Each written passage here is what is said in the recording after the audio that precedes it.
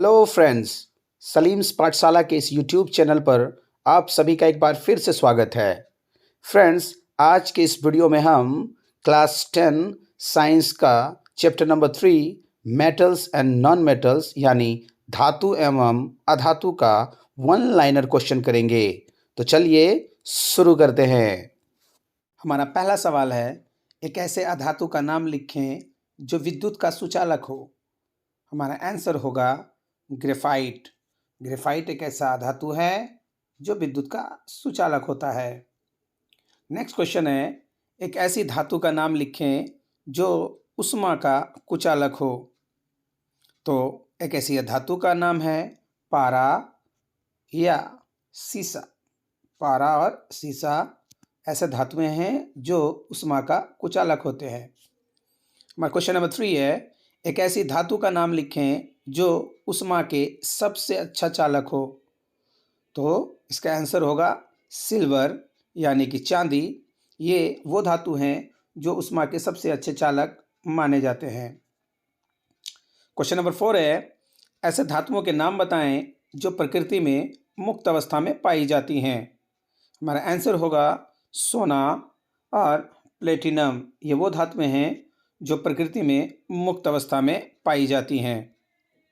Question number 5 है, जब कोई धातु कठोर सतह से टकराती है तो आवाज उत्पन्न होती है, उसे क्या कहते हैं? जब कोई धातु कठोर सतह से टकराती है तो हम उसे सोनोरस कहते हैं, यानी उसको हिंदी में हम ध्वनिक कहते हैं। यह धातुओं का एक गुण होता है कि धातु ध्वनिक होती हैं। जब उन पर टकराव किया जाता है तो उनसे जो है ध्वनि उत्पन्न होती है। तो इसका आंसर होगा सोनोरस। बढ़ते हैं नेक्स्ट क्वेश्चन की तरफ। नेक्स्ट क्वेश्चन है, ऐसे धातु का नाम बताएं जो कमरे के ताप पर द्रव्य होती है। तो वो धातु है पारा। पारा एक ऐसी धातु है जो कमरे के ताप पर द्रव अवस्था में पाई जाती है। हमारा नेक्स्ट क्वेश्चन है, एक ऐसी धातु का उदाहरण दें जिसे चाकू से आसानी से काट सकते हैं। तो वो धातु है सोडियम। सोडियम एक ऐसी धातु है जिसे हम चाकू से आसानी से काट सकते हैं। क्वेश्चन नंबर 8 है, ऐसे अधातु का नाम बताइए जो सामान्य ताप पर द्रव अवस्था में पाई जाती है। तो वो अधातु है ब्रोमीन। ब्रोमीन एक ऐसी अधातु है जो सामान्य ताप पर द्रव अवस्था में पाई जाती है। दोस्तों, हम बहुत सारे बच्चे कन्फ्यूज़न कर जाते हैं। जब वहाँ धातु पूछा जाता है तो वो ब्रोमीन मार देते हैं, लेकिन याद रखना है कि वो पारा जो है वो धातु है जो द्रव अवस्था में पाई जाती है, और ब्रोमीन एक अधातु है जो द्रव अवस्था में पाई जाती है। हमारा नेक्स्ट क्वेश्चन है, एक ऐसी धातु का नाम लिखें जो उष्मा का सबसे कम चालक हो। तो जो सबसे कम चालक है उष्मा का वो है हमारा लेड। लेड जो है वो उष्मा की सबसे कम चालक होती हैं। हमारा नेक्स्ट क्वेश्चन है कि उस धातु का नाम बताएं जो विद्युत के प्रवाह को तीव्र प्रतिरोध कर सकता है। तो इसका आंसर होगा पारा। पारा जो है विद्युत के तीव्र प्रवाह को प्रतिरोध कर सकता है।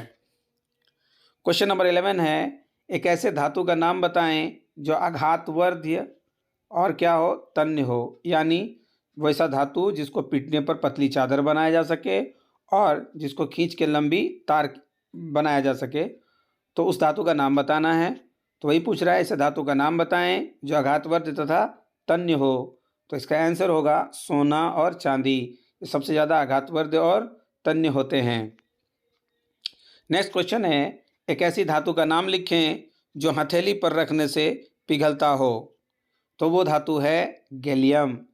गैलियम का गलनांक बहुत कम होता है, इसलिए इसको जब हाथों में रखा जाता है तो वो पिघल जाता है। नेक्स्ट क्वेश्चन है कि विद्युत परिपथ बनाने में किस धातु का उपयोग किया जाता है। तो विद्युत परिपथ बनाने के लिए हम तांबा का यूज करते हैं, यानी उसका आंसर होगा ताम्र यानी तांबा। चलिए बढ़ते हैं नेक्स्ट क्वेश्चन की तरफ। हमारा नेक्स्ट क्वेश्चन है कि एक ऐसी धातु का नाम लिखें जो चमकीला हो, यानी एक ऐसा धातु बताना है जो क्या हो, चमकता हो। आयोडीन। आयोडीन क्या है, वो चमकीला है। दो उपधातु तत्वों के नाम बताएं। तो दो उपधातु के तत्वों के नाम हैं सिलिकॉन और जर्मेनियम, ठीक है ना। ऐसे उपधातु तत्व जो है बोरॉन भी है, सिलिकॉन है, जर्मेनियम है, स्टीन है, ये सब सारे उपधातु हैं। ऐसी अधातु का नाम बताएं जो गैस अवस्था में पाई जाती हैं। तो ऐसी अधातु है जो गैस अवस्था में पाई जाती है, वो है हाइड्रोजन। क्वेश्चन नंबर 17 है कि उभयधर्मी ऑक्साइड के नाम बताएं। उभयधर्मी ऑक्साइड का नाम बताना है। तो उभयधर्मी ऑक्साइड कहते किसको है, पहले हमें ये जानना है।